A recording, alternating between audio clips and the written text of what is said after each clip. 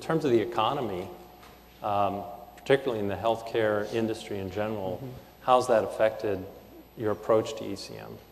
Well, the projects that get the most funding and get the most attention are those that actually save a lot of costs for the company. So in some cases, we have to turn the ECM message into one we actually can save some costs. As an example, in the health insurance business, there's going to be a lot more emphasis, starting now, on the individual consumer and less on the companies who provide health insurance to their employees.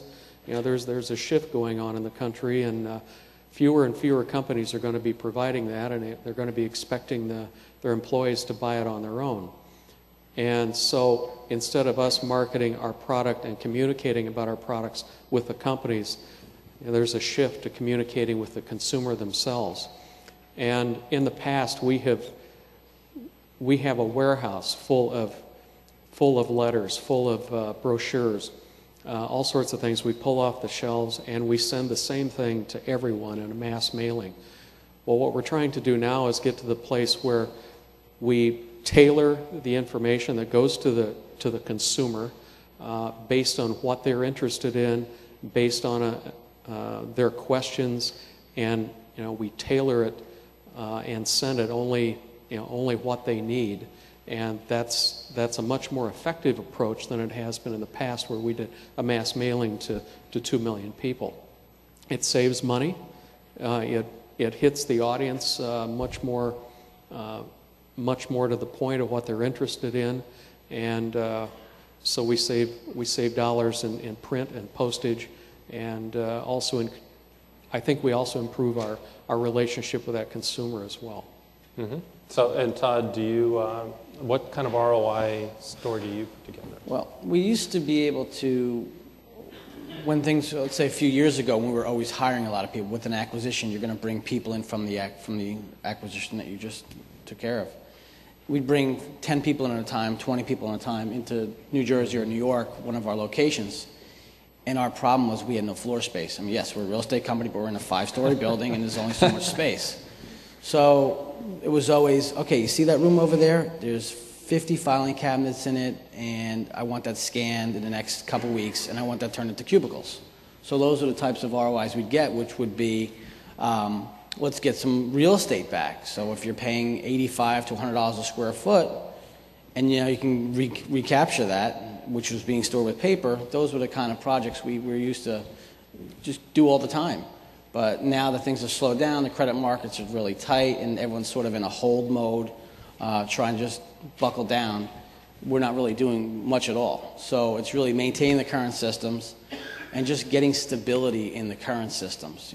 We have so many systems, and I think the stability component, meaning you've got a lot of users that are just not confident in using a product because they have so many different choices. So we'd like to go down the path of standardizing on one type of application and making it very stable, but it's been a challenge for us. That's interesting, though, that for most companies that are working on ECM systems, even if you can't afford to be building out all new capabilities, there's a lot still to be done right now to help stabilize and improve what you have and show the ROI, continued ROI on what you've got, so that when we get back out of this, you can do more. We're buckling down right now, so we're not doing anything really new, but we're going to try and tighten up the existing systems that we have and build better interfaces to our other applications. Yeah. Molly, is the same thing. Has the economy had any impact on your strategy for ECM in your company? It has. In a lot, well, a couple of things. In a lot of ways, it's been helpful. So as people are scaling back their marketing budgets, we're offering a lower cost platform for delivering information. So less print, less big print collateral pieces, more putting information online and encouraging customers to access it themselves. That's one piece. And then the question, I'm like, what was the question again? I lost track.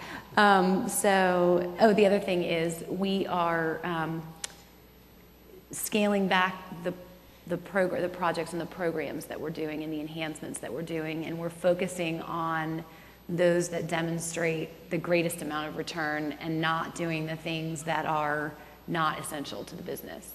And it's been difficult because, you know, as the person running the program, you want to do as much as you can and be productive, but it's actually been good because we're focusing on what really matters most. And I think in the long run, it's been a fine approach. Yeah, sure, I can imagine.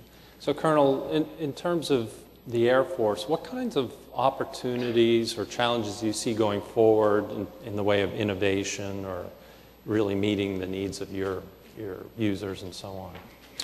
So, two-part answer to that. I talked Web 2.0 a little earlier. Whatever you want to call that, Web 2.0, Enterprise 2.0, social business software. I do believe that that's really where we have to go. We did just bolt on that. And so we had discussion forum. It just kicks that up a notch. You know, questions, answers to questions, rating of the answer to the question, blogs, wiki documents, the whole 9 yards. So I'm really hoping that encourages more contributions from everybody.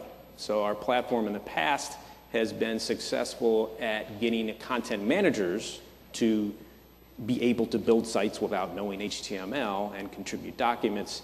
It has been less successful in getting the masses to contribute. So hope to get over the hump there. And I certainly believe, and if you're read Gartner or Forrester, you know, they're all saying the same thing. You really need to plan how you're going to do this. Web 2.0 is changing how we all communicate, and it's really changed the bar. And your employees expect that, and if you don't deliver it, they're going to go use public Web 2.0 sites to do their work, which in cases, particularly in the military, we don't want them to do that.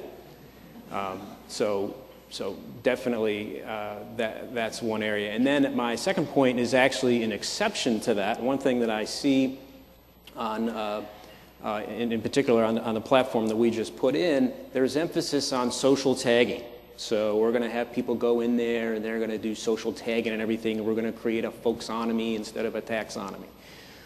Well, if you're on Flickr and you're looking at a picture of your dog and you put in Fido so that later on you can find pictures of your dog when you type in Fido, and someone else types in the breed of the dog, that makes sense as a folksonomy.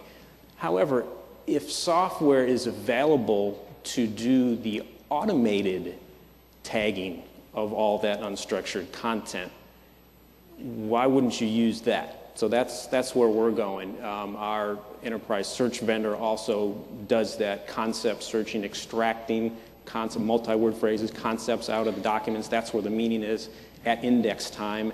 And then using that to build taxonomies, because building taxonomies gets a lot easier if the software is smart enough to tell you which concepts are related to which other concepts, and then doing faceted search. So when you get 1,000 documents back, they're categorized by nodes in your taxonomy. I think that's probably a better strategy than relying on people to, after they check in the document, to type in tagging. Tagging is good for some things. Rating the answer on the discussion forum, that was good, that was bad, I think that's great. But I see some vendors' strategy is tagging of documents. That's been a spectacular failure in the military.